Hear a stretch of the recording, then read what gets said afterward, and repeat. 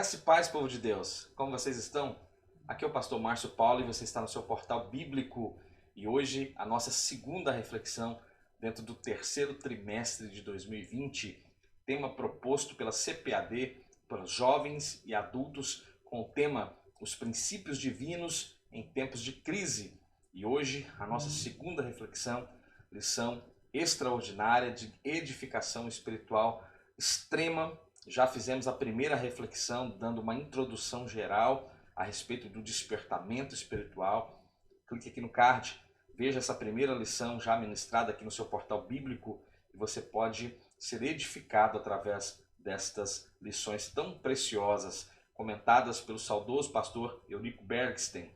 Eu gostaria de orar com você, fazer uma oração e após a oração darmos início à leitura dos textos propostos para a nossa reflexão de hoje e então sermos edificados pela rica palavra de Deus. Senhor, a Ti clamamos pelo poder que há no sangue de Jesus e suplicamos por este tão bendito Espírito que venha trazer iluminação à nossa mente e dando, ó Deus, toda a boa compreensão através da Tua palavra, é o que nós te pedimos, no nome de Jesus.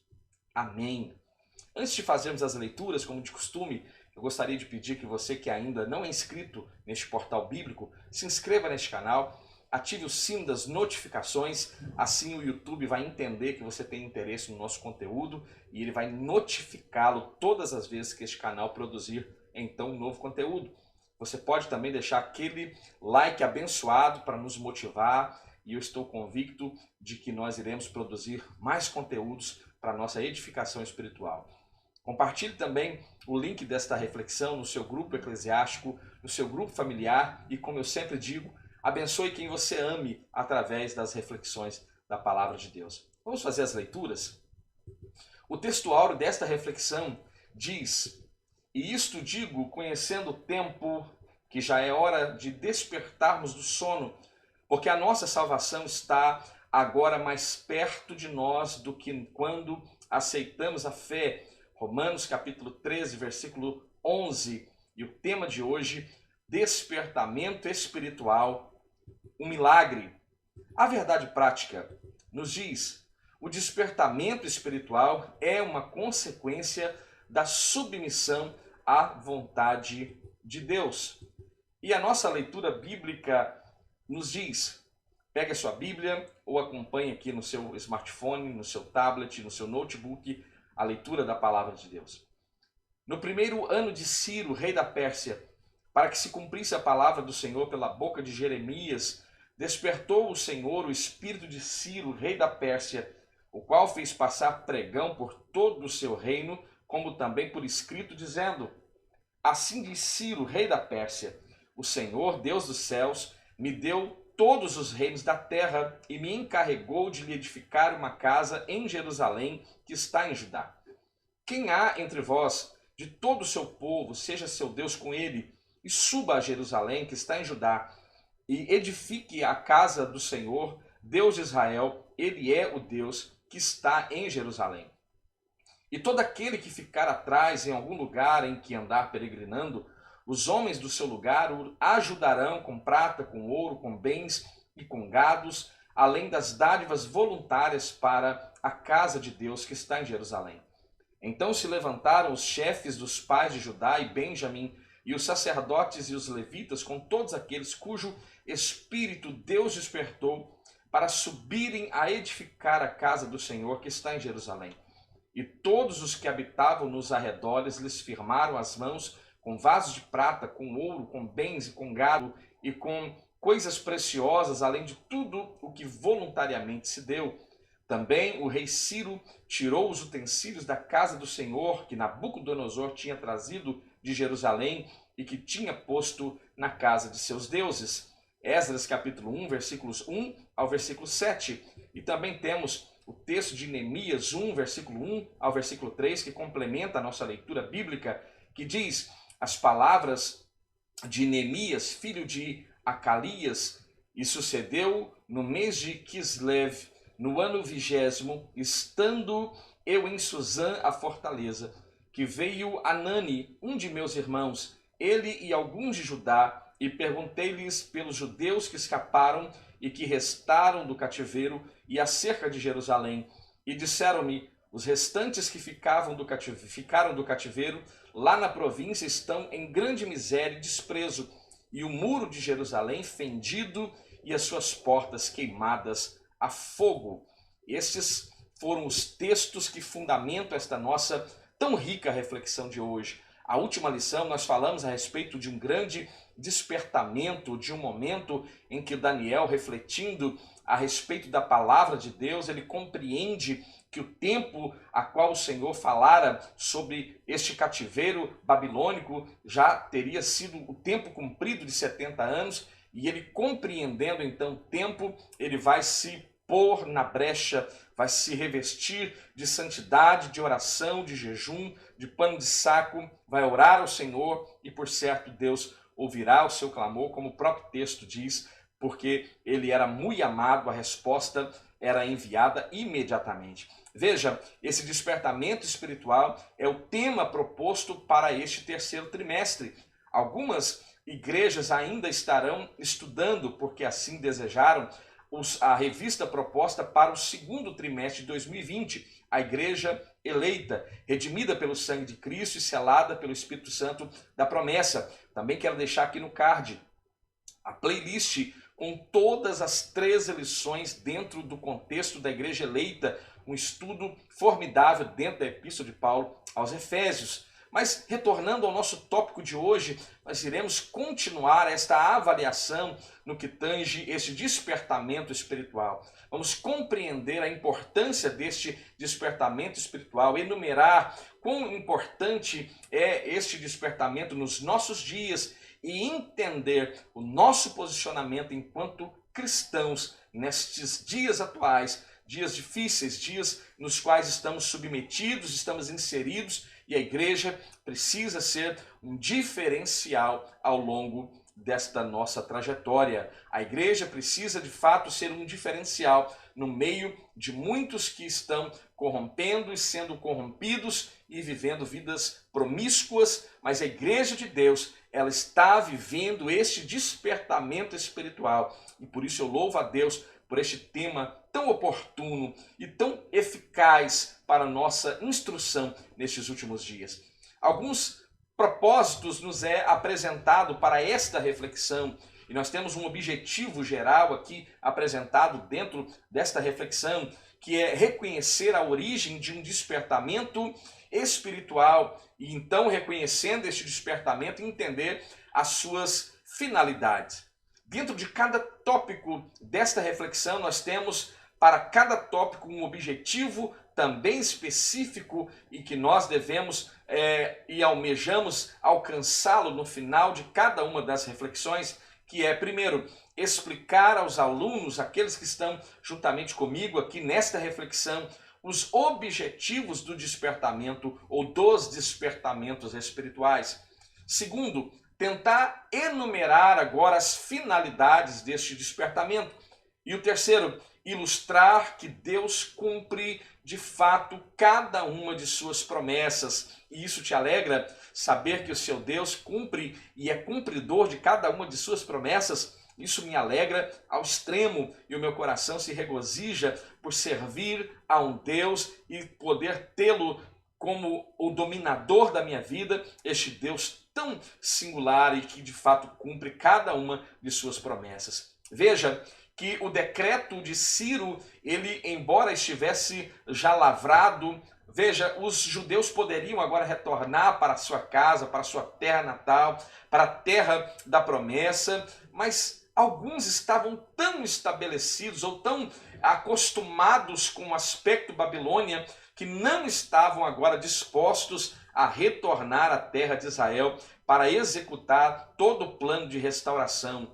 E aqui há uma reflexão extremamente importante. Este retorno, como eu já disse na lição anterior, aqui só os fortes estão agora cheios de coragem e cheios de vigor, desejosos de retornarem, de regressarem às terras de Canaã para poderem reconstruir suas casas, sua cidade, o templo e poderem cultuar ao Senhor ali em Jerusalém. aquela nação que outrora os humilhava, como o salmista nos diz que junto aos rios da Babilônia assentávamos e chorávamos, lembrando-nos de Sião. Veja, muitos já haviam se acostumado e já não estavam dispostos a retornar para a terra de Judá, para Jerusalém, para as terras de Israel. Esta reflexão, ela é importante, ela é pontual, porque nos aplica uma verdade ao nosso coração a respeito da nossa conduta enquanto cristão, se estamos acomodados no lugar onde estamos ou se estamos agora voluntariamente prontos para receber uma ordem de Deus, para nos movermos para que a obra de Deus seja feita e o nome dele seja glorificado. O Senhor, então, vai suscitar homens que não se prendiam às coisas efêmeras dessa vida, mas ele vai suscitar homens cuja visão estava na redenção de uma linhagem real, na redenção de todo o governo e de toda a nação de Judá. É um despertamento semelhante a esse que tanto nós precisamos nesses dias modernos. A nossa introdução de hoje nos apresenta o seguinte ponto. Nesta lição, nós iremos ver a origem desse despertamento, entender a origem desse despertamento, aprender a amar este assunto relacionado a esse despertamento e também compreender as suas finalidades. Entenda, Deus jamais nos trará este avivamento, este despertamento, sem que haja um propósito, sem que haja uma finalidade. O nosso Deus é um Deus de propósitos. O primeiro ponto fala com o subtema, o despertamento espiritual emana do próprio Deus. No princípio do ano de Ciro, no primeiro ano de governo de Ciro, Deus desperta o espírito de Ciro. Este texto, ele é claro em Esdras capítulo 1, versículo 1.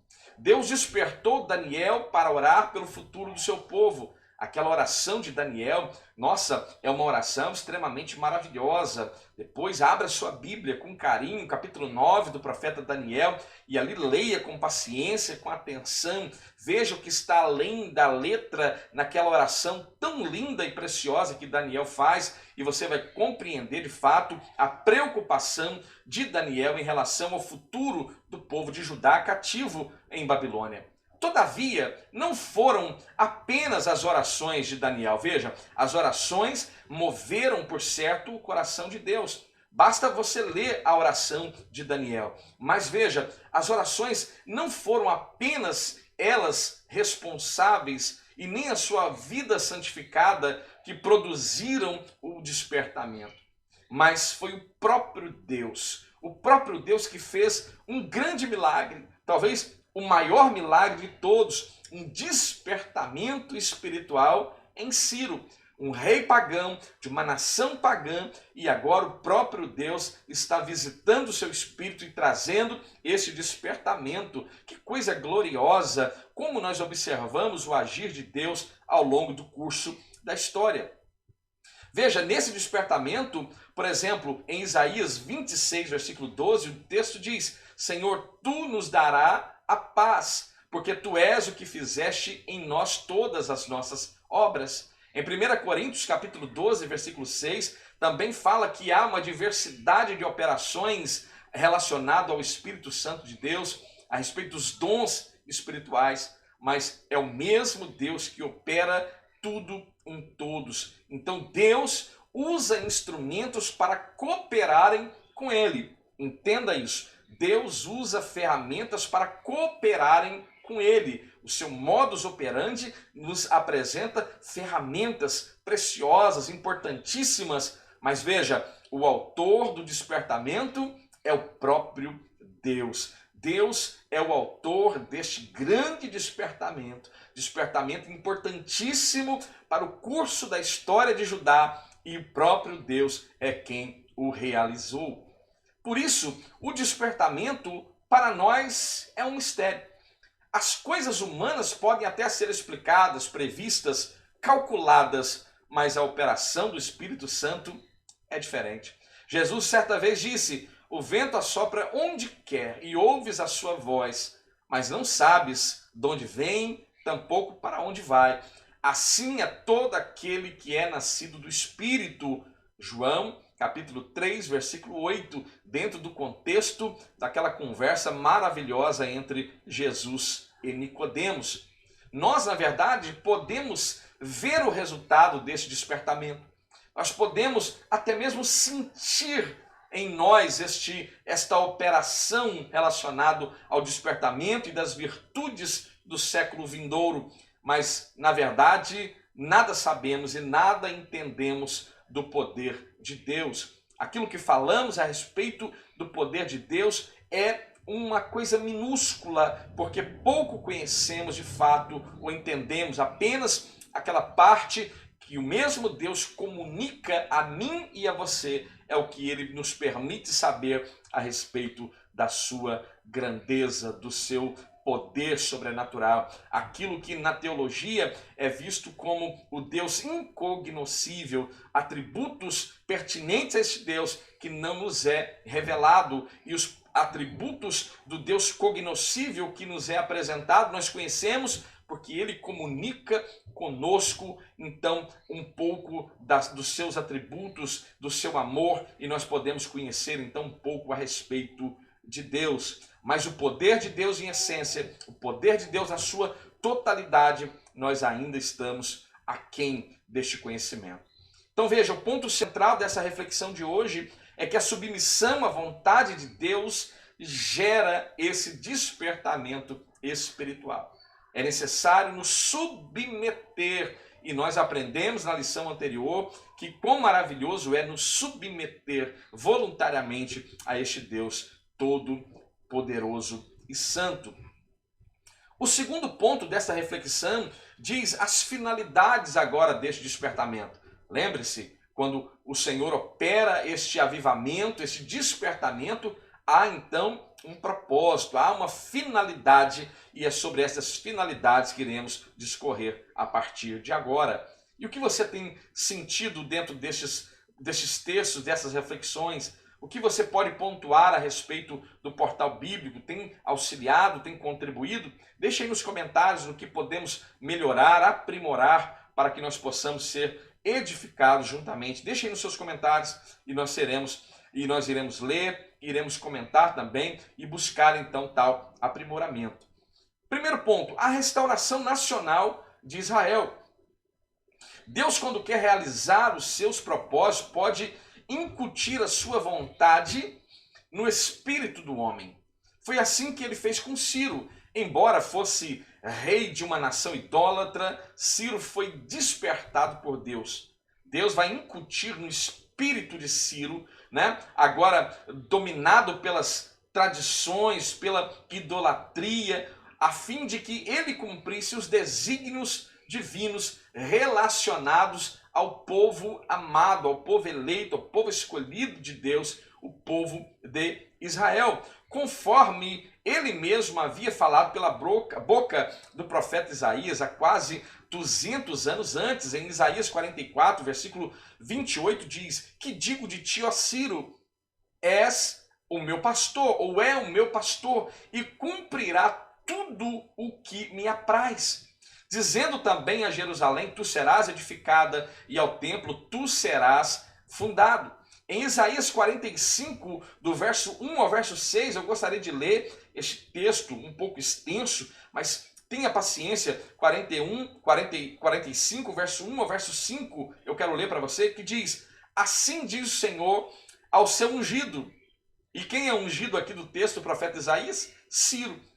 E a quem tomo pela mão direita para abater as nações diante de sua face, e de cingir os lombos dos reis, para abrir diante deles as portas, e as portas não se fecharão. Eu irei adiante de ti. Olha a promessa de Deus em relação a Ciro, palavra proferida pelo profeta Isaías. Endireitarei os caminhos tortuosos, quebrarei as portas de bronze e despedaçarei os ferrolhos de ferro. Dar-te-ei os tesouros escondidos e as riquezas encobertas, para que saibas que eu sou o Senhor, o Deus de Israel, que te chama pelo teu nome, por amor de meu servo Jacó, de Israel, meu eleito, eu te chamei pelo teu nome, pus o teu sobrenome, ainda que não o conhecesses ou não me conhecesses. Eu sou o Senhor, e não há outro fora de mim, não há Deus. Eu te cingirei, ainda que tu não me conheça. Querido, esta é uma palavra extremamente reveladora. Essa é uma palavra extremamente importante para o nosso contexto, que mostra que Deus determinou um tempo de cativeiro, de exílio para o seu povo, mas Deus também já havia determinado o livramento, e Deus vai fazer uso das ferramentas que ele deseja fazer. E esta ferramenta de uso especial de Deus aqui é justamente Ciro. E este Ciro vai ser então o responsável por dar esta ordem. O povo vai começar a retornar para o território de Judá e as coisas começarão. Nós vamos ainda avaliar lições futuras dentro deste contexto, que as coisas de fato não foram fáceis no regresso para Judá, né? Nós vamos entender que havia alguns sentimentos no meio do povo, como nós aprendemos dentro do próprio livro de Esdras, né? Daqueles que se lembravam da suntuosidade do templo de Salomão, e agora diante de um novo templo sendo reconstruído, e que de longe, né, não tinha o mesmo fulgor, o mesmo vigor, a mesma opulência que existia no templo de Salomão. Havia aqueles que choravam de tristeza e aqueles que choravam de alegria. É um sentimento muito maravilhoso, intrigante, que acontece nesse período da história. E Deus estava cuidando e tratando de cada um dos detalhes. Quando o propósito de Deus chegou ao conhecimento de Ciro, ele era de fato já aceito e aprovado por ele, e logo foi consumado. Assim logo deu-se início então o retorno do povo para Jerusalém. Ciro proclama então um edito autorizando que os judeus pudessem retornar a Jerusalém, em Judá, e que edificassem então a casa do Senhor em Jerusalém, que é em Judá. Esdras 1, versículo 2. Começava então assim a restauração. Veja, e esta restauração não se deu de um dia para o outro. Esta restauração não se deu de um ano para o outro. Esta restauração, ela vai durar um certo período de tempo, de dores, tempo de angústia, tempo de tristeza, tempo de luta, né, de esforço individual na reconstrução dos muros, na reconstrução do próprio templo. Veja, é um período duríssimo, e que nós aprendemos que o Senhor, ainda no meio do tempo difícil, ele permaneceu com seu povo, enviou profetas como o profeta Zacarias, Malaquias, Ageu, os famosos profetas pós-exílio, uma palavra de incentivo, uma palavra de admoestação, e o nome de Deus foi glorificado. Levantou homens como Esdras, homens como Neemias, como o próprio Zorobabel, que governaria, como o próprio Josué, não Josué, sucessor de Moisés, agora um sumo sacerdote chamado Josué, e que também terá uma promessa de Deus, terá tantas palavras de encorajamento e incentivo da parte de Deus, assim como todo o povo recebera tais palavras. Então, a restauração espiritual de Israel. Deus quer usar o homem como seu instrumento. Todavia, só são usados aqueles que cooperam com Deus. Não esqueça disso. Deus quer tornar o homem uma ferramenta útil, poderosa nas suas mãos, mas ele vai usar aqueles que cooperam para com ele, né? Aqueles que seguem a orientação divina e seguem esta orientação porque querem seguir voluntariamente, porque assim decidiram seguir. O homem é livre para obter ou não a orientação divina, para obedecer ou não a orientação divina. E aqui, ainda que isso seja um debate teólogo de quase 5 séculos já, né, a respeito do arminianismo e calvinismo, veja, aqui eu não quero entrar neste mérito, mas até mesmo no aspecto graça, o homem ele pode sim resistir a esse chamado. Que loucura é essa? Você pode me perguntar. E eu lhe digo, de fato, uma loucura, né, inexplicável, mas o homem pode sim resistir ao chamado da graça. Então o homem ele pode decidir se ele quer obedecer ou não às orientações divinas.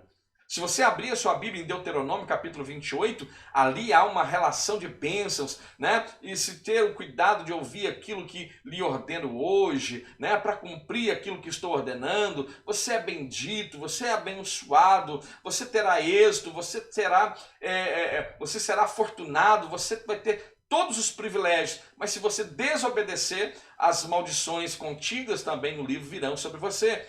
E você vai perceber que o povo de Israel vai transgredir, vai desobedecer o pacto, vai ir contra as diretrizes do próprio Deus. Então veja, como nós temos dificuldade de nos manter firmes aos desígnios de Deus.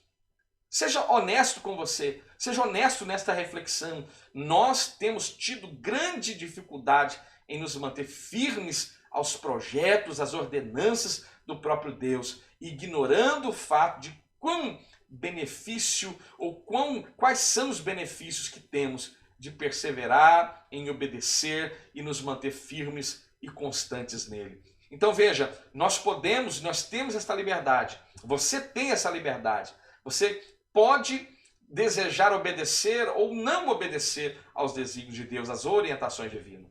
É por esta razão, querido, que nem todos que experimentam um despertamento adquirem o mesmo progresso espiritual, desenvolvem esta vida espiritual, mesmo passando por este despertamento. Por quê? Porque não abrem igualmente o seu coração para Deus a fim de obedecer à risca a sua orientação divina.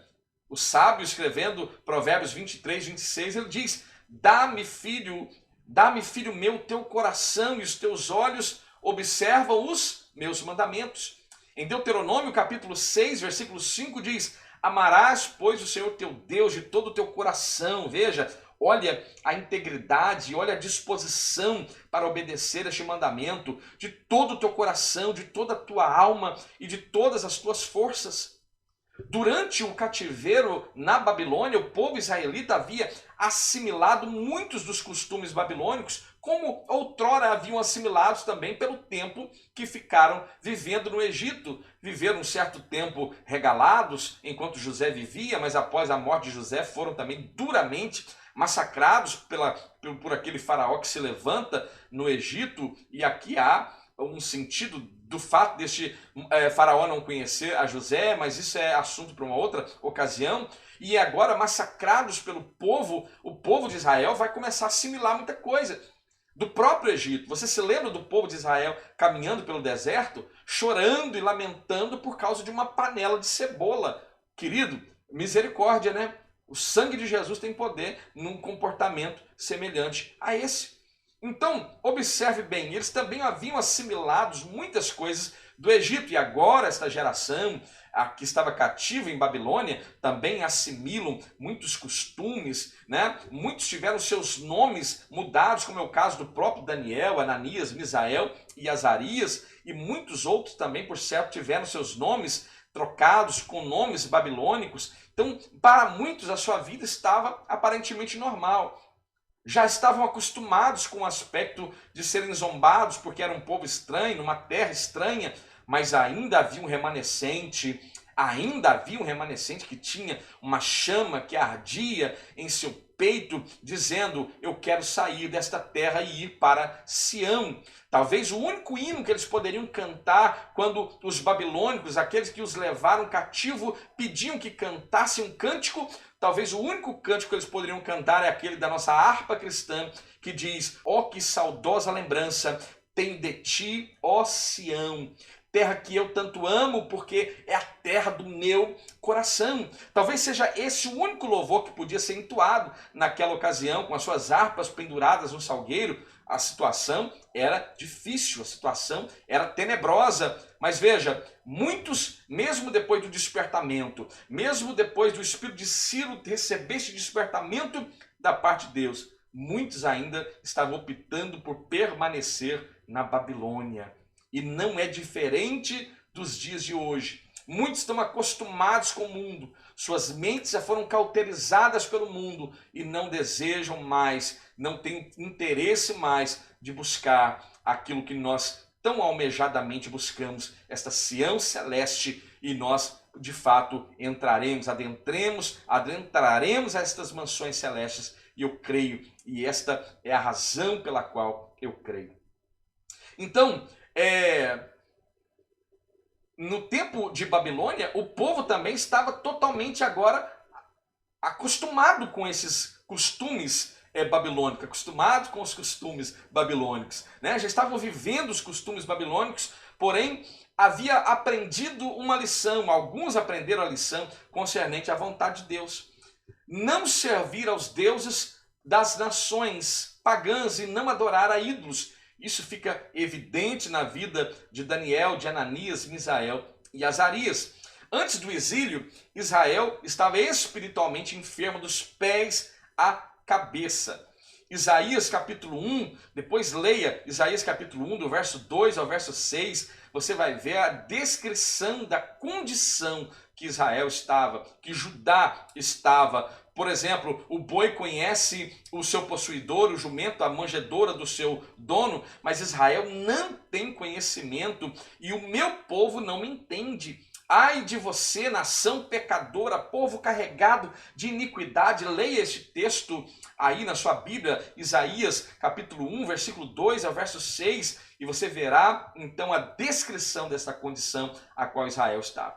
Mas agora havia sido curado, muitos deles foram curados desta idolatria.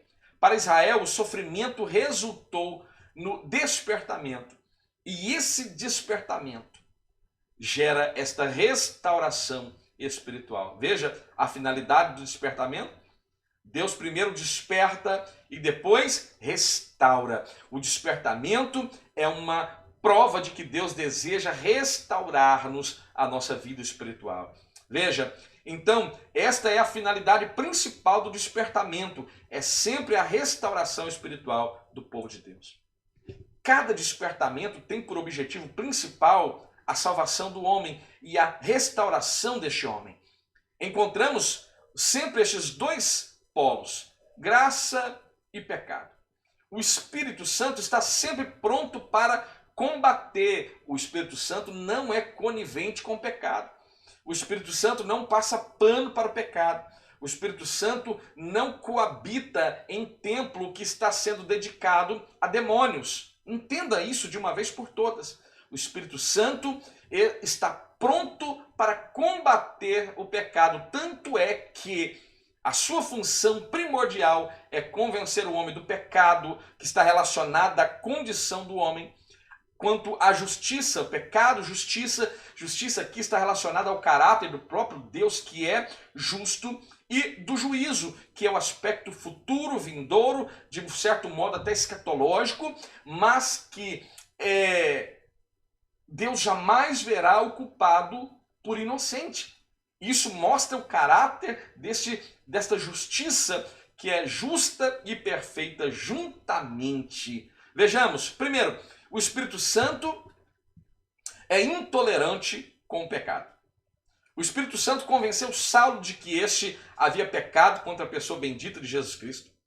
Foi o Espírito Santo que convenceu a mulher samaritana a respeito da sua vida de pecado. Fez Zaqueu confessar, veja, fez com que Zaqueu confessasse a sua falta. E o Espírito Santo torna manifesta as coisas mas Efésios capítulo 5, versículo 13 e versículo 14 diz: mas todas essas coisas se manifestam sendo condenadas pela luz. Por que tem muita gente querendo viver nas trevas, na escuridade? Porque a luz tudo manifesta. Por isso diz: desperta, ó tu que dormes, levanta-te dentre os mortos e Cristo te esclarecerá. Quando você vê alguém querendo só viver na obscuridade, no submundo, é porque suas obras são más e ele quer mantê-las, né, na obscuridade. Mas toda língua confessará um dia. Todo pecado será evidenciado um dia, né? E louvado seja o Senhor pela nossa vida em Cristo, nossos pecados já confessados, já perdoados, como diz Miqueias 7,19, o Senhor tornará-se a piedade de nós, subjugará as nossas iniquidades e lançará os nossos pecados no mais profundo do mar. Como o próprio profeta Isaías diz, Isaías 44:22, desfaço as tuas transgressões como a névoa e dos teus pecados não me lembro. A única ordem é, torna-te para mim. Então, o chamado para você que está vendo esta reflexão, que chegou até aqui, eu creio que os que chegaram até aqui são cristãos, amantes da palavra, mas se por um acaso o Espírito Santo te despertou, você que está desviado, você que está longe dos caminhos de Deus, e você chegou aqui, o convite do Senhor é este: torna-te para mim. O Espírito Santo fala ao teu coração, torna-te para mim. E ao ouvir a voz do Espírito Santo, em nome de Jesus, não endureça o vosso coração. O Espírito Santo também torna manifesta as coisas más, como lemos, né? E o profeta de lábios impuros, o profeta Isaías, sentiu que perecia na presença da santidade de Deus. Isaías 6,5, ai de mim, é a expressão, ai de mim, pois eu estou perdido, porque sou um homem de lábios impuros, habito no meio de homens de impuros lábios, e os meus olhos viram o Rei, o Senhor dos Exércitos. O Espírito Santo, ele confronta, ele combate e ele aponta o pecado. Mas ao mesmo tempo que o Espírito Santo não é conivente com o pecado, ao mesmo tempo que o Espírito Santo é intolerante com o pecado, o Espírito Santo também aponta este pecador para Cristo. Aponta este pecador para Jesus como aquele que perdoa e como aquele que salva. Que coisa gloriosa, né? 1 João 1, versículo 9, se confessarmos os nossos pecados, Ele é fiel e justo para nos perdoar os pecados. Não há pecado que não possa ser perdoado, exceto aquele que é praticado contra o Espírito Santo de Deus. Então, este Cristo tem poder para nos purificar de toda a nossa injustiça. Romanos capítulo 3, versículo 25 diz, ao qual Deus propôs para propiciação pela fé no seu sangue, para demonstrar a sua justiça pela remissão dos pecados dantes cometidos sob a paciência de Deus.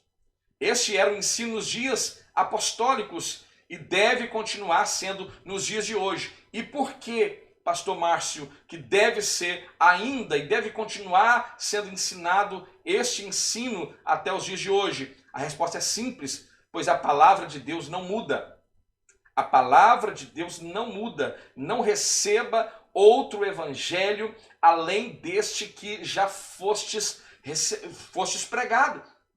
O conselho do apóstolo Paulo aos Gálatas, qual é o conselho? Recebe qualquer evangelho que surgir? Não, se eu, Paulo, vir, se um anjo do céu vir, rejeita. Hoje o que existe de tribuna de igrejas com um evangelho modificado, um evangelho tentando se coadunar com a vida do pecador, não está no gibi. E nós precisamos, como homens sérios, fazendo parte de igrejas sérias, combater este comportamento, porque a palavra de Deus não muda. E outra questão que não muda, você sabe o quê? As nossas necessidades espirituais, elas também não mudam.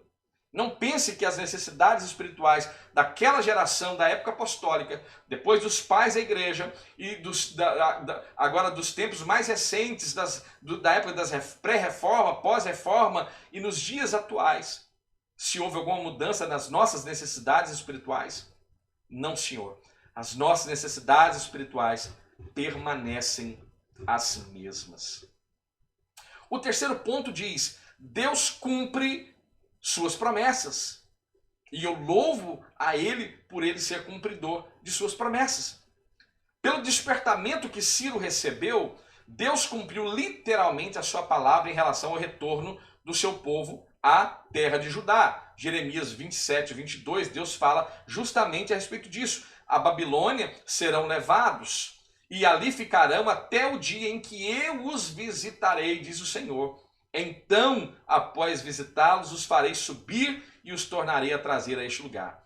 Bem como a derrota de Babilônia diante do exército medo-persa. A cabeça de ouro do sonho de Daniel, capítulo 2, a cabeça de ouro foi eliminada, foi dissipada pelo peito e pelos braços de ferro, representando a Média e a Pérsia, sob agora o comando de Ciro da Pérsia. Em Jeremias 25:12 mostra o caráter do porquê que a Babilônia cai pelos medos e os persas. E o texto diz: acontecerá, porém, que quando se cumprir o tempo de 70 anos, visitarei o rei da Babilônia e esta nação, diz o Senhor, castigando a sua iniquidade e a da terra dos caldeus, farei deles ruínas perpétuas. Veja, Deus levanta os medos e os persas, levanta Ciro como uma ferramenta, como um martelo para esmiuçar a pedra da arrogância babilônica.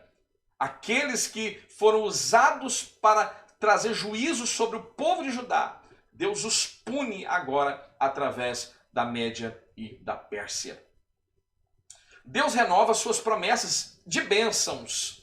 Em cada despertamento, Deus vivifica e renova as promessas de bênçãos ao seu povo. Se alegre por isso. Deus, ele deseja renovar muitas alianças ainda, e ele deseja vivificar e renovar tais promessas ao coração de muitos ainda que estão peregrinando fora da rota divina. O Espírito Santo revela então as riquezas escondidas em Cristo, isto é, as riquezas de glória que Cristo ganhou na cruz do Calvário para dar àqueles que o servem.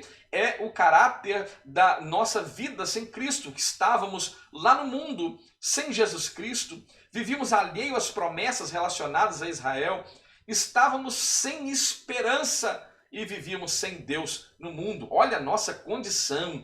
Efésios capítulo 1, versículo 18 diz: tendo iluminado os olhos do vosso entendimento, para que saibais qual seja a esperança da sua vocação e quais as riquezas da glória da sua herança nos santos, as bênçãos espirituais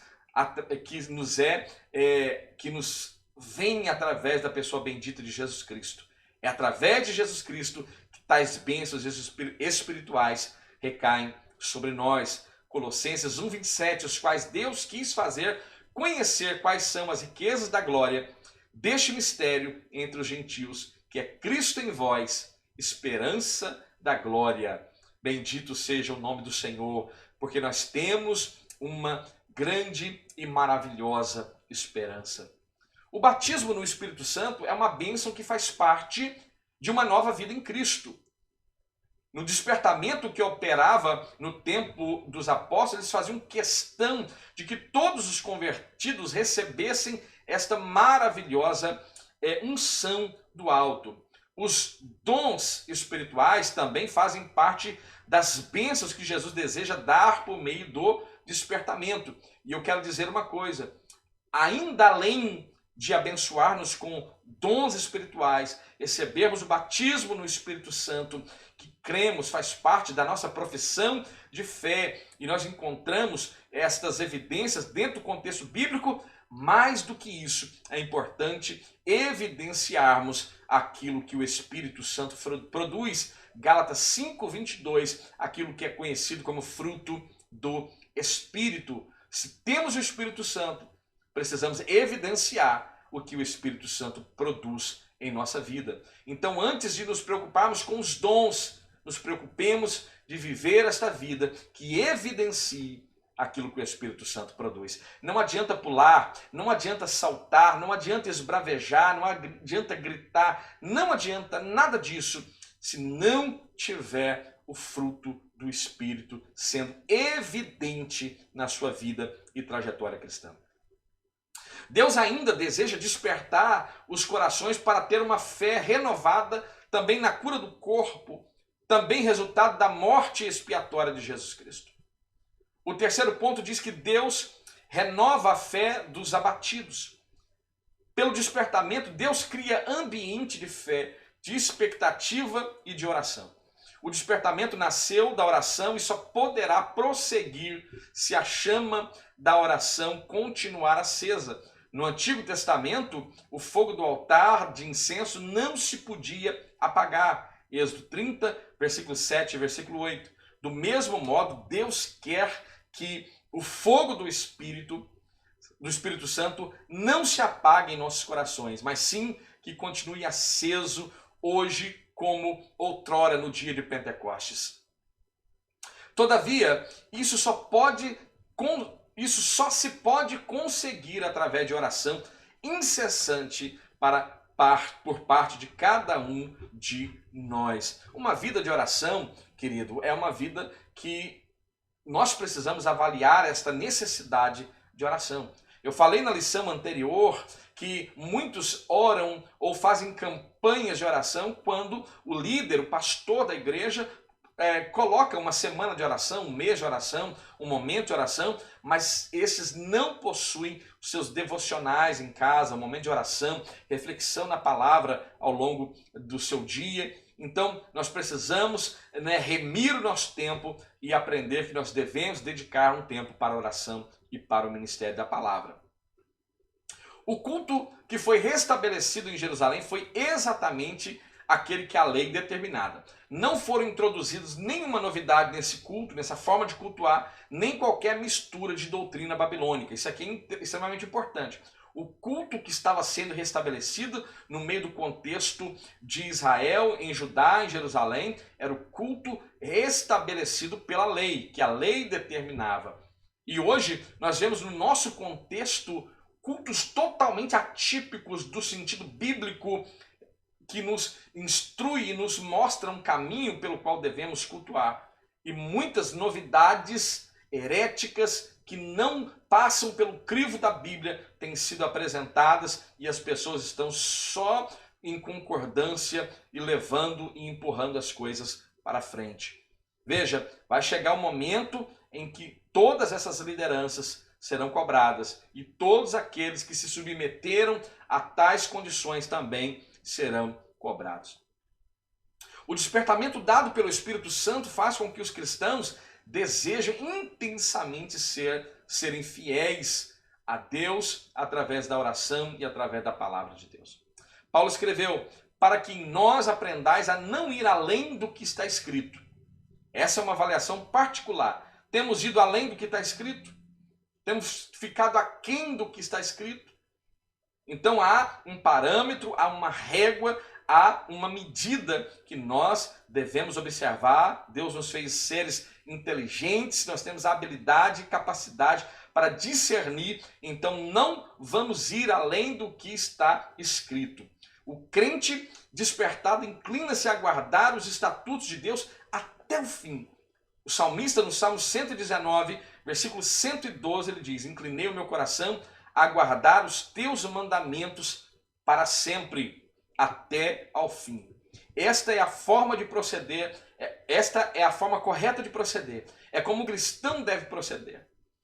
E buscar, então, nesta base de comunhão, de oração e de palavra, estreitar os relacionamentos interpessoais dentro das igrejas, né? E como diz a palavra de Deus, companheiro sou de todos os que temem e dos que guardam os teus preceitos. Também o salmista no Salmo 119, versículo 63. Esta palavra, ela é edificante. E que você possa seguir cada uma dessas reflexões e que o nome do Senhor possa ser glorificado. Se você ficou até agora e ainda não se inscreveu, é o momento agora. Se inscreva no canal, ative o sino das notificações, deixe aquele like abençoado e compartilhe com quem você desejar este conteúdo. Vamos orar, concluir este momento? Senhor, nós agradecemos ao Senhor por este momento de reflexão e suplicamos que o Senhor possa aplicar essa palavra de uma maneira muito mais poderosa aos corações. É o que nós te pedimos, no nome de Jesus. Amém. Queridos, Deus abençoe a sua vida. Fiquem bem, fiquem em paz e até a próxima.